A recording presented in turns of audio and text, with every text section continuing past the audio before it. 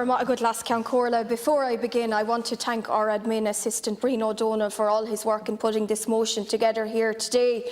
The Rural Independent Group have been very consistent, and we've also put forward a number of solutions to you and your government, Minister Ryan, and we don't see any Fianna Fáil or Fine Gael TDs flanking you this morning, but they were there to endorse the reckless policies and they signed off on the policies, and that must be remembered by the people. The truth needs to be heard here and needs to be known.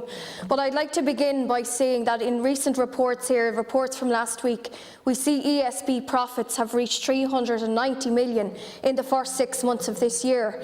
Minister, people are struggling. I don't think you realise it or get it, but people are really on their knees. I've met business people, I've met farmers. I have one such bill with me here today, an increase from €400 every 2 months to €1,590.78. That's some increase, Minister, for a farmer in West Offaly. I'm asking you to take an urgent intervention. Now, we know you're not too fond of agriculture and you'd like to see the farmers driven off the land, but Minister, we in the Rural Independents won't allow you to do that. We will not allow you or your reckless government to do such a thing, particularly when there is food security issues as well, which is part of this problem and part of the problems your policies have created. But today we're speaking on energy, Minister, and as I have said, people are really struggling. They're dreading the thoughts of the bill coming through the letterbox or the inbox. You have to take urgent action. I called on you personally before the summer recess to intervene with the ESB. Instead of pursuing the ongoing, sustained attack on rural communities, urban communities and agriculture, I asked you to do your job and intervene with the ESB before those profits were known. I asked you to do that. Have you taken any action? I would like to hear in your speech. We don't want tokenistic measures such as €200 thrown at people as you wouldn't give it to a child. It's like giving a bag of sweets and trying to stop them talking and criticising. Minister, that won't wash. We need urgent and meaningful actions from your government. Your government has been reckless. And yes, Fianna Fáil and Fine Gael let you off the reins and let you wreak havoc, you and your policies. And what I want to also allude to here this morning is the carbon tax.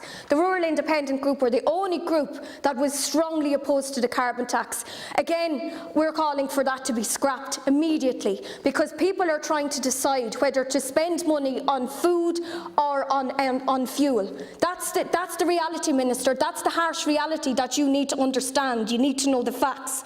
And that's not right. Our hauliers are struggling, obviously, to keep things going and keep business going and keep the economy going, which they contribute hugely to in this country.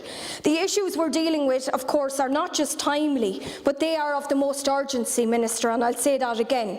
The sense I'm getting, and it is a sense that is becoming increasingly ominous by the day, is that the country is moving at a speed towards the precipice. We are heading into the storm at a time when safe harbour rarely appeared so distant. It would not be as bad, perhaps, if we had trust and confidence in the captains of the ship of the state to steer us through the crisis and to get us safely out the other side, and that includes Fianna Fáil and Fine Gael. Also, not just the Greens, Fianna Fáil and Fine Gael are part of this mess, they're part of this disaster. But the reality is that it is precisely those people who have set us upon this course of fragile energy security, who are the same people tasked with steering us a safe passage. And obviously they've been reckless in the past, so nobody has confidence. Despite all the rhetoric, the people at the wheel appear blind to the dangers we are facing. They seem incapable of recognising that a sane response in the face of such a crisis would be to apply the brakes or even reverse course, especially when it is now increasingly obvious that what role our current green energy policy from government has played in bringing us to this point of danger. They would not propose, for example, in the middle of a generational crisis in home energy, the silly and nonsensical policy idea of banning oil and gas heaters. They would not tell families, especially those with children, to limit their energy use between 5 and 7 p.m, just when many kids are home from school and many parents are only in the door from work. What does the Minister propose for mothers and fathers who get up at 5 a.m. to cook the dinner? Is that what you're proposing, Minister? It would seem an absolute joke if it weren't so very serious. The pressure that families are under, just as they emerge on the other side of a mental health crisis created by the pandemic, is simply fierce. I note that Minister Ryan has finally received the report he commissioned from the UK analyst SEPA and its review of Ireland's energy security. From PQs I've submitted on this matter, we know that this report has cost $170,000 at least. The consultants need have no worry about paying their bills if this is the case, because we told you that there was going to be an energy security crisis, Minister. I want to conclude by saying that, again, I'm calling on you. I was one of the few TDs who opposed the closure of Shannon Bridge and Lanesborough, along with my rural independent colleagues. I'm calling on you and your government to get real, wake up and smell the coffee, and open up those power plants in Shannon Bridge and Lanesborough immediately.